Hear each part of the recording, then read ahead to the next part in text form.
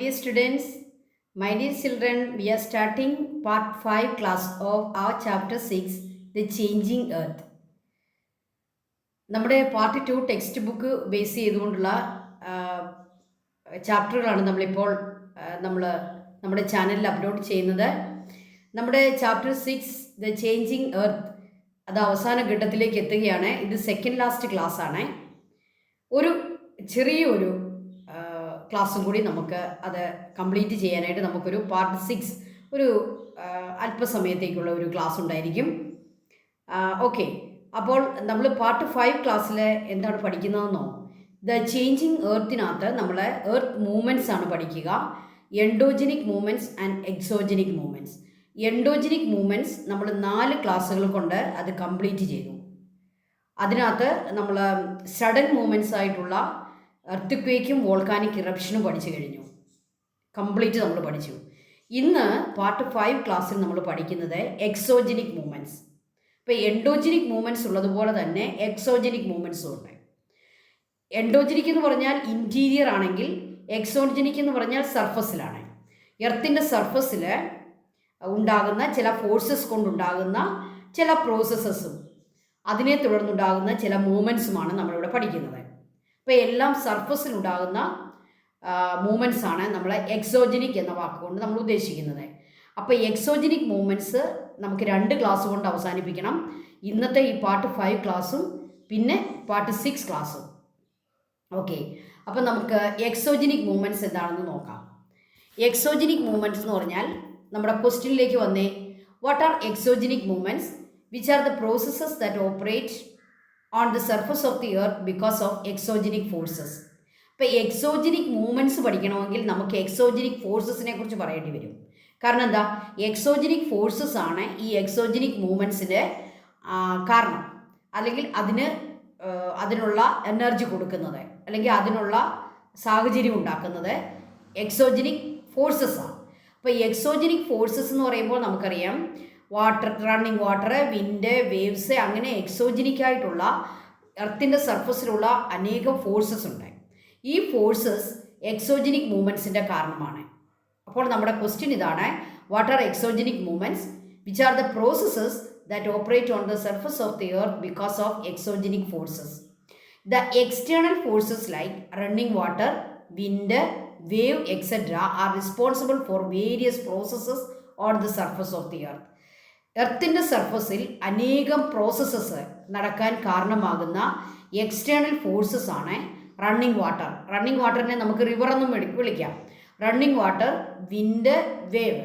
Wave എവിടെയാണ് ഈ forces create ചെയ്യുന്നത്? സീ ഷോറിലാണ്, അല്ലെങ്കിൽ സീ ബാങ്ക്സിലാണ്. നമ്മുടെ എന്താണ് സീ ബാങ്ക്സ് എന്ന് പറയുമ്പോൾ നമുക്ക് നമ്മുടെ ബീച്ചുകൾ, അല്ലേ, ബീച്ചുകളിലൊക്കെ വലിയ മൂവ്മെൻറ്റ്സ് ഒക്കെ ഉണ്ടാക്കാനായിട്ട്, അല്ലെങ്കിൽ സീയുടെ ഓഷ്യനുള്ളിൽ മൂവ്മെൻറ്റ്സ് ഉണ്ടാക്കാൻ വേവ്സിന് പറ്റും.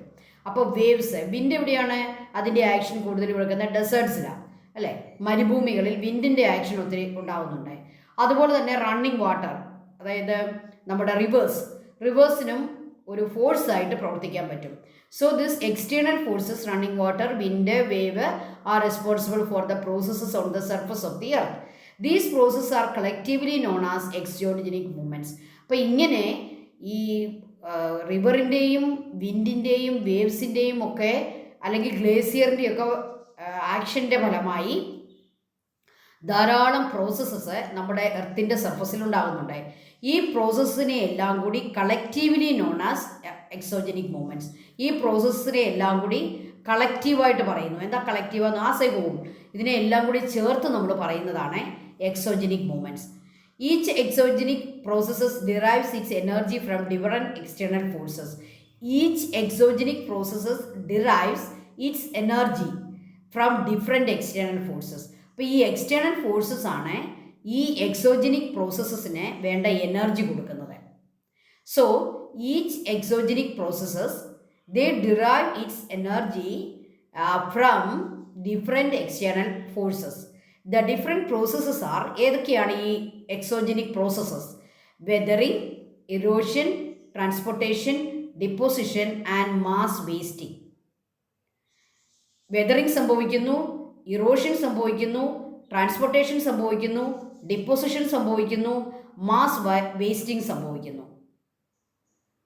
ഇതിനകത്ത് നിങ്ങൾക്ക് പരിചയമില്ലാത്ത വാക്കെന്ന് പറയുന്ന മാസ് വേസ്റ്റിംഗ് ആണ്. ബാക്കി എല്ലാ വാക്കുകളും ഓൾറെഡി നിങ്ങൾക്ക് പരിചിതമാണ്. എന്താണ് വെതറിങ്? അത് നമ്മൾ പഠിക്കുന്നുണ്ട്. എന്നാലും ടീച്ചർ ഒന്ന് സൂചിപ്പിക്കാം. റോക്ക് പൊടിഞ്ഞ് ചെറിയ പീസസ് ആകുന്ന ആ പ്രോസസ്സിൻ്റെ പേരാണ് വെതറിങ്. റോക്ക് പൊടിയുക എന്നാണ് സിമ്പിളായിട്ട് പറഞ്ഞാൽ. റോക്ക് പൊടിയുക, റോക്ക് ചെറിയ പീസായിട്ട് പൊടിയുക, അതാണ് വെതറിങ്. വെതറിങ് സംഭവിക്കാനായിട്ട് പല എക്സ്റ്റേണൽ ഫോഴ്സ് അതിനകത്ത് പ്രവർത്തിക്കുന്നുണ്ട്. എക്സ്റ്റേണൽ ഫോഴ്സസിൻ്റെ എനർജി അതിനകത്ത് വരുന്നുണ്ട് ഈ വെതറിങ് എന്ന് പറയുന്ന പ്രോസസ്സ്. അതുപോലെ ഇറോഷൻ, അതായത് മണ്ണ് ഇറോഷൻ നടത്തുന്നതിനെ പറ്റി നമ്മൾ പറഞ്ഞു.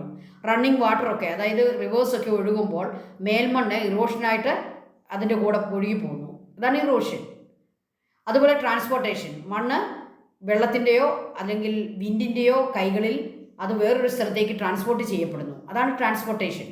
ഇങ്ങനെ പോകുന്ന ഒരു മണ്ണ് ഒരു സ്ഥലത്ത് ഡെപ്പോസിറ്റ് ആകുന്നു, അല്ലെ റിവേഴ്സ് ഒഴുക്കിക്കൊണ്ട് വരുന്ന അതിലൂടെ ട്രാൻസ്പോർട്ട് ചെയ്യപ്പെടുന്ന ഈ അലൂവിയൽ സോയിലൊക്കെ അതിൻ്റെ റിവർ ബാങ്ക്സിൽ ഡെപ്പോസിറ്റ് ആകുന്നു, അതാണ് ഡെപ്പോസിഷൻ. ഫ്ലഡ് പ്ലെയിൻസ് ഒക്കെ അങ്ങനെ ഉണ്ടാകുന്നത്, പ്ലെയിൻസ് ഒക്കെ ഉണ്ടാകുന്നത് അങ്ങനെയാണ്. ഇനി നമുക്കറിയാൻ മേലാത്തൊരു വാക്കാണ് മാസ് വേസ്റ്റിംഗ്. മാസ് വേസ്റ്റിംഗ് എന്ന് പറഞ്ഞാൽ എന്താണ്? വളരെ ചുരുക്കി പറഞ്ഞാൽ ഉരുളുപൊട്ടൽ പോലുള്ള അവസ്ഥകളെയാണ് മാസ് വേസ്റ്റിംഗ് എന്ന് പറയുക. വളരെ ഹ്യൂജ് ക്വാണ്ടിറ്റി ഡെബ്രി ഒഴുകിപ്പോവുക, അല്ലേ? ഹ്യൂജ് ക്വാണ്ടിറ്റിയിൽ അത് നീങ്ങിപ്പോവുക.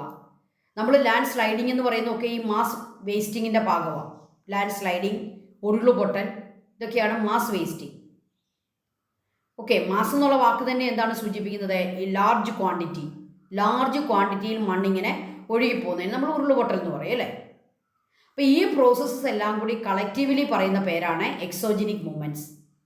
Weathering, erosion, transportation, deposition and mass wasting, all these exogenic processes collectively known as exogenic movements. Okay, അപ്പോൾ ഈ ഒരു ആൻസറിനകത്ത് നമ്മൾ എത്ര കാര്യങ്ങൾ പഠിച്ചു? എക്സോജനിക് പ്രോസസ്സസ് ഏതാണെന്ന് പഠിച്ചു, എക്സോജനിക് ഫോഴ്സസ് ഏതാണെന്ന് പഠിച്ചു, എക്സോജനിക് മൂവ്മെൻറ്റ് എന്താണെന്ന് പഠിച്ചു. 3 ആൻസറുകളാണ് നമ്മൾ ഒരുമിച്ച് ഇവിടെ പറഞ്ഞിരിക്കുന്നത്. ഓക്കെ, നെക്സ്റ്റ് എക്സോജനിക് മൂവ്മെൻറ്റ്സിനെ നമുക്ക് ഏതൊക്കെയാണ് അതിൻ്റെ 3 പ്രോസസ്സസ് എന്ന് നോക്കാം.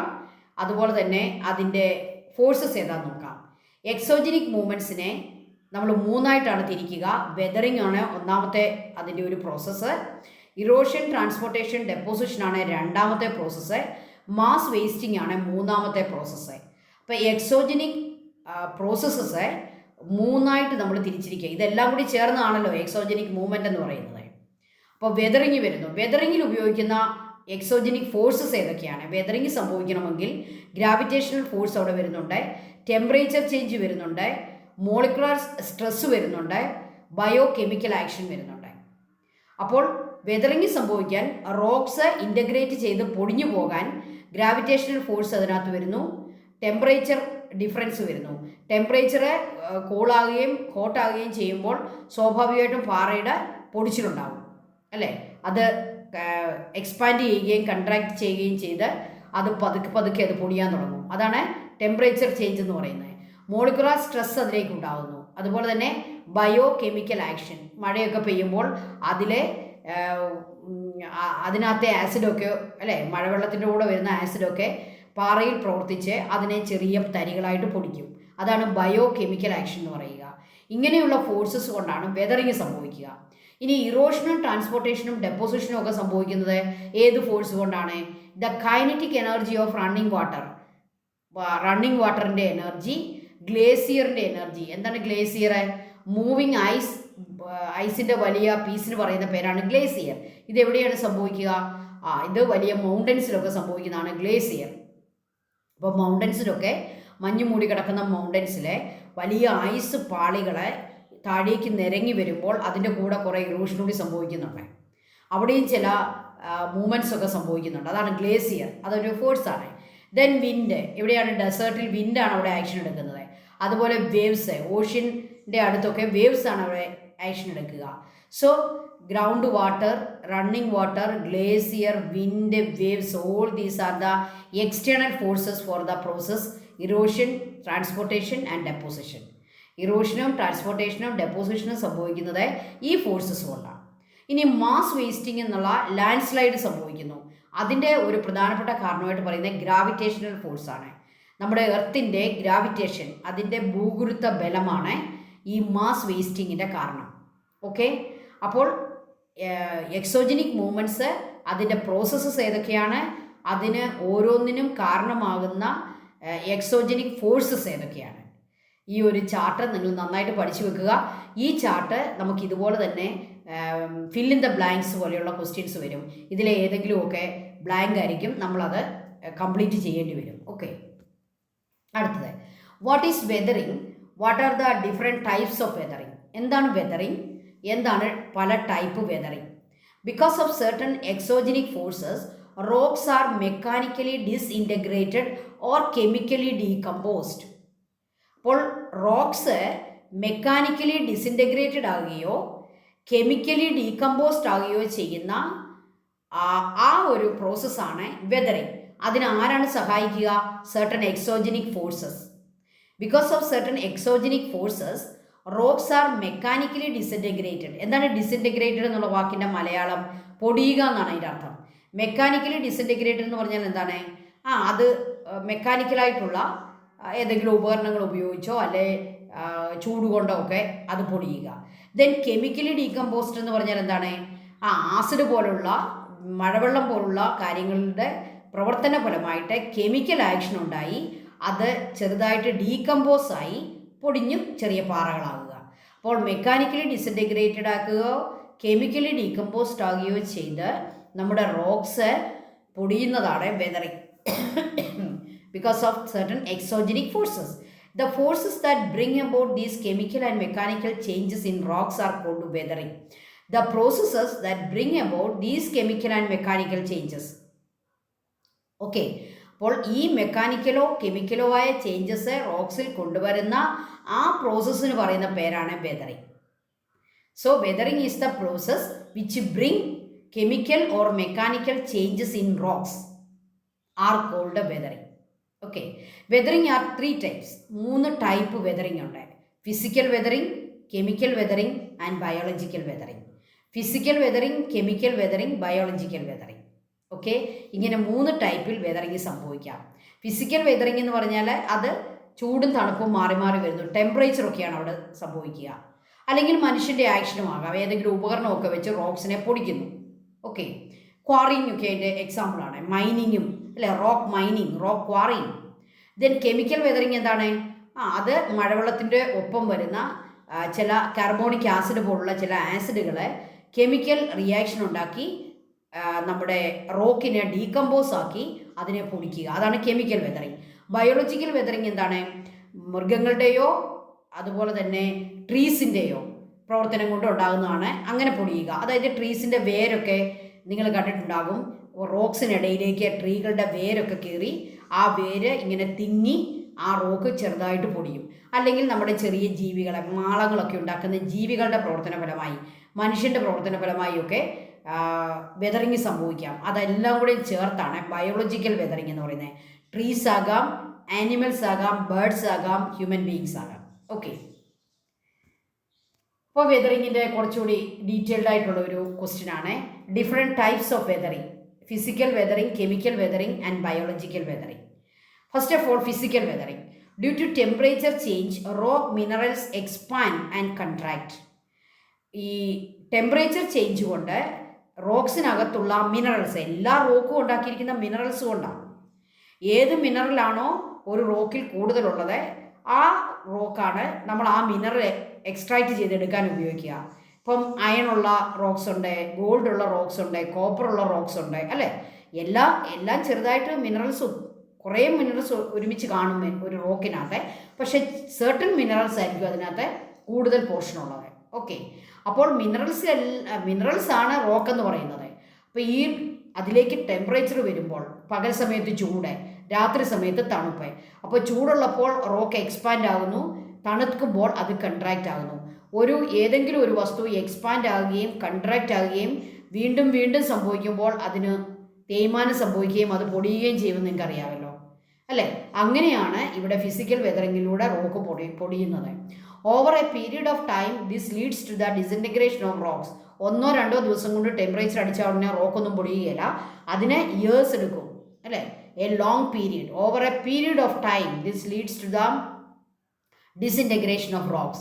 In addition, when water gets trapped inside the cracks of the rocks and freeze into ice, it expands. ഇപ്പോൾ റോക്കിനകത്ത് ചെറിയ കുഴികൾ ഉണ്ടാവുകയും അവിടെ മഴവെള്ളം വീട് കിടന്ന് അത് രാത്രി കാലങ്ങളിൽ ടെമ്പറേച്ചർ ലോ ആകുമ്പോൾ അത് ഐസായി മാറുകയും ചെയ്യുന്നു.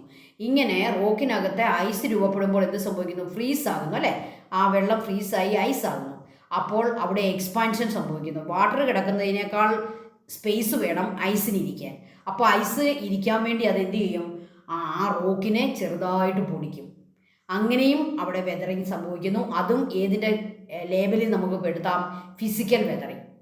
This causes the cracks to widen and gradually breaks the rock apart. അങ്ങനെ ഈ കുഴികളിൽ കിടക്കുന്ന റോക്സിൻ്റെ ചെറിയ ക്രാക്സിലൊക്കെ കിടക്കുന്ന വെള്ളം ഫ്രീസ് ആകുമ്പോൾ അത് ഗ്രാജുവലി ആ റോക്കിനെ തന്നെ ബ്രേക്ക് ചെയ്യാനുള്ള സാധ്യതയുണ്ട്. Gradually to break the rock apart. Okay, so physical weathering. Then chemical weathering, second type. Oxygen, carbon dioxide, water and other substances engage in chemical reaction with the minerals in rocks. So ഓക്സിജനും carbon ഡൈ ഓക്സൈഡും വാട്ടറും എല്ലാം നമ്മുടെ റോക്സുമായിട്ട് chemical reaction ഉണ്ടാക്കും. Okay, കാരണം എന്താ? റോക്സിനകത്തുള്ളത് മിനറൽസ് ആണ്. Leading to the chemical decomposition of rocks. അത് ക്രമേണ ആ റോക്ക് തന്നെ ഡീകമ്പോസ് ആകാനും അത് ചെറിയ പൊടികളായിട്ട് മാറാനും സാധ്യതയുണ്ട്. അതാണ് chemical weathering. Then biological weathering. The potential of plants Roots through the cracks of rocks and burrowing of animals that make holes in the rocks and the decay of plants and animals remain also cause the disintegration of rocks. അപ്പോൾ ചെടികളുടെ വേരുകൾ ഇതിലേക്ക് penetrate ചെയ്ത് കയറുന്നതും അതിനകത്ത് cracks ഉണ്ടാക്കുന്നതും അതുപോലെ തന്നെ animals bros നിർമ്മിക്കുന്നതും അതുപോലെ പ്ലാന്റ്സും ആനിമൽസും ഒക്കെ ഡീക്കേ ചെയ്ത് റോക്സിൻ്റെയൊക്കെ ക്രാക്സിനകത്ത് കിടക്കുകയും അത് കെമിക്കൽ റിയാക്ഷനിലേക്ക് പോവുകയൊക്കെ ചെയ്യുന്നു. എന്താണെങ്കിലും ആനിമൽസും ട്രീസും ഒക്കെ മൂലം റോക്കിന് വെതറിങ് സംഭവിച്ചാൽ അതിൻ്റെ പേരാണ് ബയോളജിക്കൽ വെതറിങ്. അപ്പോൾ physical weathering, chemical weathering and biological weathering, 3 type of weathering. ഈ വെതറിങ് നമ്മൾ എന്തിനാണ് പഠിക്കുന്നത്? ഇതാണ് ഈ ഒരു പ്രോസസ്സൊക്കെ എന്തിനു കാരണമാകുന്നു? ഇതെല്ലാം കൂടെ ചേർത്ത് പറയുന്ന പേരാണ് എക്സോജനിക് മൂവ്മെൻറ്റ്. എക്സോജനിക് മൂവ്മെൻറ്റ് എന്ന് പറയുന്ന എ ലോട്ട് ഓഫ് പ്രോസസ്സസ് ഉണ്ട്. അതിലെ ഒരു പ്രോസസ്സാണ് വെതറിങ്. മനസ്സിലായല്ലോ? അടുത്തായിട്ട് നമുക്ക് അടുത്ത പ്രോസസ്സ് വെതറിങ് കൊണ്ടുള്ള ബെനിഫിറ്റ് നമുക്കൊന്ന് പഠിക്കാം. അത് വളരെ പ്രധാനപ്പെട്ട ഒന്നാണ്. What are the benefits from weathering to humans? Weathering കൊണ്ട് ഹ്യൂമൻ ബീയിങ്സിന് എന്ത് ബെനിഫിറ്റ് ഉണ്ട്, എന്ത് നേട്ടമുണ്ട്, അതിൻ്റെ പോസിറ്റീവ് ആസ്പെക്റ്റ് എന്താണ് വെതറിങ്ങിൻ്റെ? Weathering leads to the formation of soil. അതാണ് ഒന്നാമത്തെ. മനുഷ്യനും സോയിലും തമ്മിലുള്ള ബന്ധം നിങ്ങൾക്കറിയാം. എത്രമാത്രം ഇമ്പോർട്ടൻ്റ് ആണ് മനുഷ്യന് സോയിൽ. കാരണം സോയിൽ എന്ന് പറയുന്നത് നമ്മുടെ നേച്ചർ നമുക്ക് തരുന്ന ഏറ്റവും വലിയ ഒരു അനുഗ്രഹമാണ്, അല്ലേ? നമ്മുടെ അഗ്രികൾച്ചറിനാണെങ്കിലും മറ്റ് ധാരാളം കാര്യങ്ങൾ സോയിൽ ഉപയോഗിക്കുന്ന സോയിലിൻ്റെ യൂസസ് നമ്മൾ ചെറിയ ക്ലാസ്സിൽ പഠിച്ചിട്ടുണ്ട്. അത്രയും യൂസസ് ഉള്ള ഒരു വസ്തുവാണ് നമ്മുടെ സോയിൽ. അപ്പോൾ ഈ സോയിൽ ഫോം ചെയ്യുന്നത് വെതറിങ് കൊണ്ടാണ്. അതാണ് ഒന്നാമത്തെ വെതറിങ്ങിൻ്റെ benefit. Weathering leads to the formation of soil. It helps to separate minerals from rocks. Weathering ഉണ്ടെങ്കിൽ മാത്രമേ നമുക്ക് റോക്സിനകത്തുള്ള മിനറൽസ്, നമുക്ക് വേണ്ട ധാരാളം മിനറൽസ് റോക്സിലുണ്ട്, അല്ലേ? ഗോൾഡ് ഉണ്ട്, നമ്മുടെ കോപ്പർ ഉണ്ട്, അയൺ ഉണ്ട്, ബോക്സൈറ്റ് ഉണ്ട്. ബോക്സൈറ്റ് എന്ന് പറഞ്ഞാൽ നമ്മുടെ അലൂമിനിയം. അങ്ങനെ ധാരാളം മിനറൽസ് ഉണ്ട്. ഈ മിനറൽസ് എല്ലാം സെപ്പറേറ്റ് ചെയ്തെടുക്കാൻ പറ്റുന്നത് എന്തുകൊണ്ടാണ്? ഈ പറയുന്ന വെതറിങ് ഉള്ളതുകൊണ്ടാണ്. Weathering helps to separate minerals from rocks. It causes mineral enrichment. Minerals enrich ആകാനും വെതറിങ് കാരണമാകുന്നു, അല്ലേ? വെതറിങ്ങിലൂടെ മിനറൽസ് പുറത്തു വരികയും അങ്ങനെ നമ്മുടെ സോയിൽ കൂടുതൽ മിനറൽസ് ഉള്ള സോയിലായിട്ട് മാറുകയും ചെയ്യും. അതിനെയാണ് നമ്മൾ മൈനിങ്ങിലൂടെ പുറത്തെടുത്ത് പ്രോസസ്സ് ചെയ്ത് ആ ഒരു മിനറൽ നമ്മൾ വേർതിരിച്ചെടുക്കുക. അപ്പോൾ it causes mineral enrichment.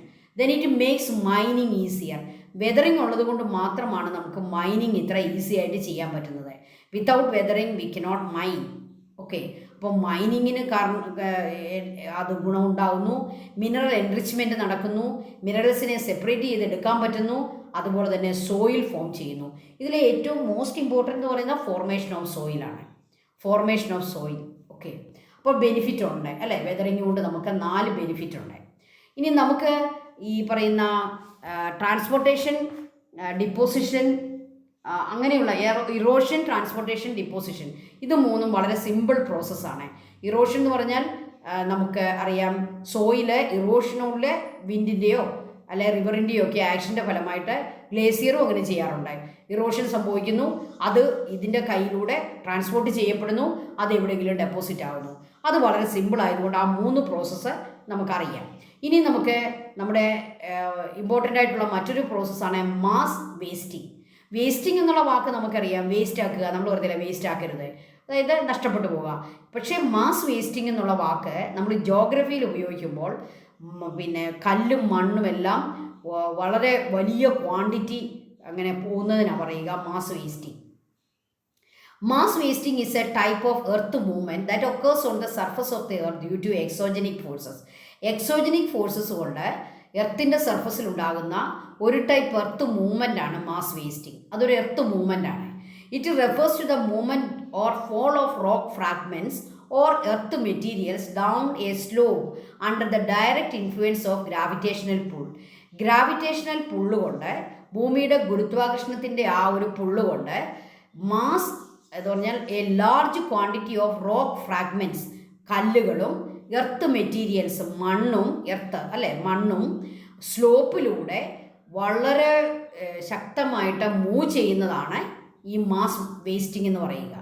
It refers to the movement of or fall of rock fragments. അതിനകത്ത് എന്തൊക്കെ കാണും? റോക്ക് കാണും, എർത്ത് മെറ്റീരിയൽസ് കാണും. അത് എവിടെ കൂടിയാണ് ഇത് ഈ മൂവ്മെൻറ്റ് നടക്കുക? ഡൗൺ എ സ്ലോപ്പിലൂടെ under the direct influence of gravitational force. ഇത് ഈ ഗ്രാവിറ്റേഷണൽ പുള്ളാണ് ഇതിനെ ഇങ്ങനെ ഇളക്കി, മണ്ണിനെയും കല്ലിനെയും ഒക്കെ ഇളക്കി സ്ലോപ്പിലൂടെ താഴോട്ട് പോകുന്നത്, gravitational pull. It ranges from very slow movement to rapid movement. ചില ഈ മാസ് വേസ്റ്റിംഗ് എന്ന് പറയുന്നത് റാപ്പിഡ് മൂവ്മെൻ്റ് ആയിരിക്കും, വളരെ ശക്തമായ മൂവ്മെൻ്റ് ആയിരിക്കും, ചിലത് സ്ലോ മൂവ്മെൻറ്റ്സ് ആയിരിക്കും. അത് ആ ഗ്രാവിറ്റേഷണൽ പുള്ളിൻ്റെ ഇൻറ്റൻസിറ്റി പോലിരിക്കും. Okay, mass wasting can vary from the sliding of a very thin layer of soil to the fall of large quantities of earth material. Mass വേസ്റ്റിങ്ങിൽ എർത്തിൻ്റെ ഒരു തിൻ ലെയർ ഒഴുകിപ്പോന്നു, സ്ലോപ്പിലൂടെ അത് move ചെയ്യുന്നു, അങ്ങനെയും ആകാം. അല്ലെങ്കിൽ large quantity of earth materials ഒരുമിച്ച് പോകുന്നതാകാം. Large quantity of earth മെറ്റീരിയലാണ് പോകുന്നതെങ്കിൽ നമുക്കറിയാം അതൊരു ഡിസാസ്റ്ററാണ്, അവിടെയുള്ള എല്ലാ സാധനങ്ങളെയും അത് നശിപ്പിക്കും.